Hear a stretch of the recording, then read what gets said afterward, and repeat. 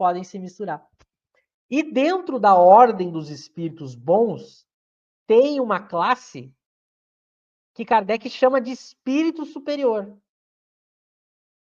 que é uma classe dentro da segunda ordem dos bons espíritos, que é a classe que antecede o espírito puro, que é a classe única da primeira ordem.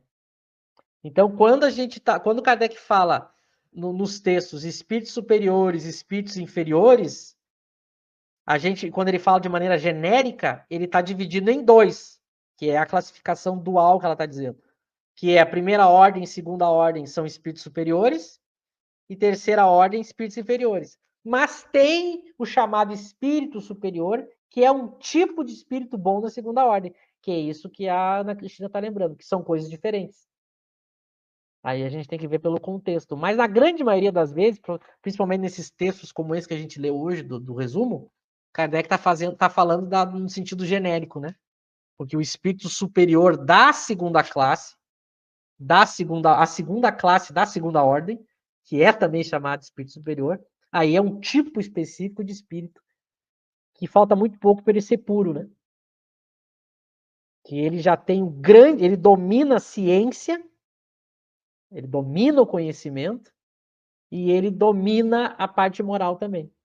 Falta pouco para ele ser um espírito puro. Tanto que esse tipo de espírito tem como guia espiritual o espírito puro, né? Que ele já está no topo do espírito da segunda ordem, então ele tem que ter como guia espiritual o espírito da primeira. Que é, por exemplo, o caso de Kardec, né? Kardec dominava a ciência e a filosofia, a gente vê isso. Não tem assunto que... E Kardec não é como hoje, né? Que a gente tem opinião para tudo, que é opinião rasa, né? Kardec dominava a ciência da sua época, e tinha uma habilidade, uma capacidade intelectual estupenda, e ao mesmo tempo também as paixões num nível que a gente vê que era um espírito que nunca praticava o mal, desejava o mal, respondia às agressões e às calúnias de uma maneira que a gente, de longe, não conseguiria ter o equilíbrio que ele tinha.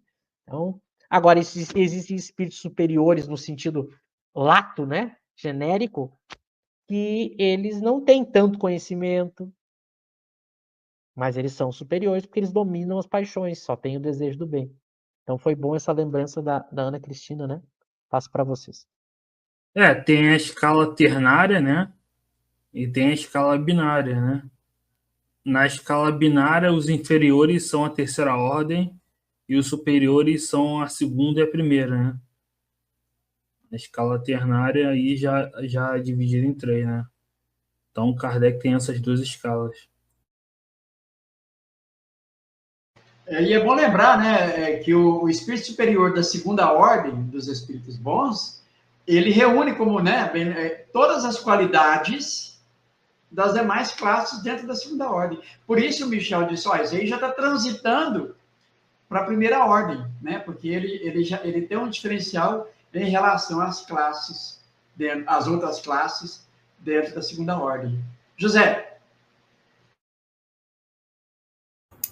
Não, eu queria só comentar que a primeira vez que eu ouvi falar dessa divisão ternária e binária, talvez, da escala espírita foi com o Cosme, né? A gente conhecia eu pelo menos ouvi falar com ele.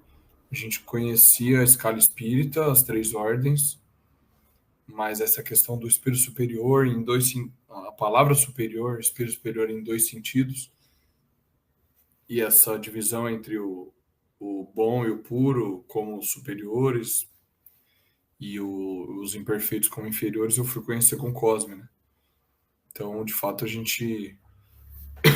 a escala é, como o Eric lembrou, o próprio Kardec fala ali nas, como se diz, as informações preliminares, né, considerações preliminares ali da escala, ele fala que a escala espírita é a chave para compreender toda a doutrina espírita, né?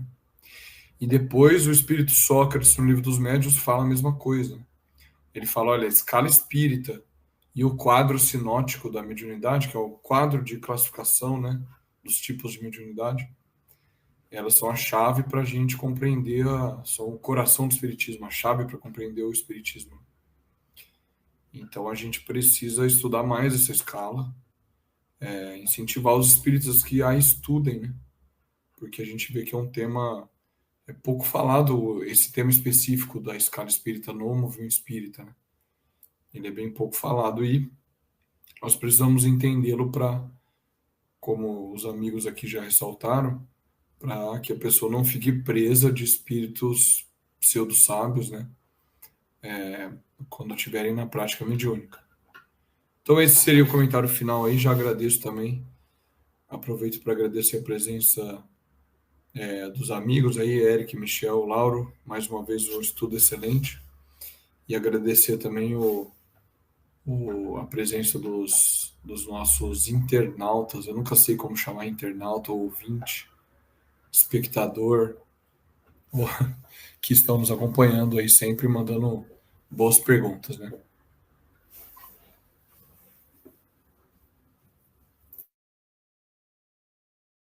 Quero agradecer também, agradecer ao Lauro, ao José e o Eric, a todos que participaram. Um dia a gente tem que construir um seminário, alguma coisa sobre a escala espírita, né? O José sabe, a gente já fez um estudo particular lá no grupo dele um dia, o quanto é rico, né? Estudar a escala espírita. A gente estudou, acho que uns 3 finais de semana, né? Uns 3 domingos. A gente estudou um pouco da escala espírita e ele sabe, ele é testemunha do quanto tem coisa ali, né? Isso é muito interessante um dia a gente fazer uma live não daria, né? A gente teria que fazer uma espécie de não sei, algum evento aí gravado, talvez, ou não sei, mas que é muito importante estudar a escala espírita. Mas quero agradecer a todos. Semana que vem a gente está aí. Lembrem de compartilhar. Quem não assistiu a live de ontem, que a gente analisou o Haroldo Dutra, assistam, tá nos nossos canais do YouTube, e agora os recortes estão aí em todas as redes. Compartilhem, porque tá chamando bastante atenção, né? E em breve a gente se reúne para estudar mais. Um abraço a todos e boa noite. É isso, muito obrigado. O Ebert fez uma pergunta sobre a escala, mas a gente vai fazer no futuro estudos sobre a escala, né? Inclusive a gente está estudando o Livro dos Espíritos na segunda, então a gente vai chegar nesse tema, né? Então é isso, pessoal. Curtam, compartilhem, se inscrevam e até a próxima. Muito obrigado, abraço. Boa noite.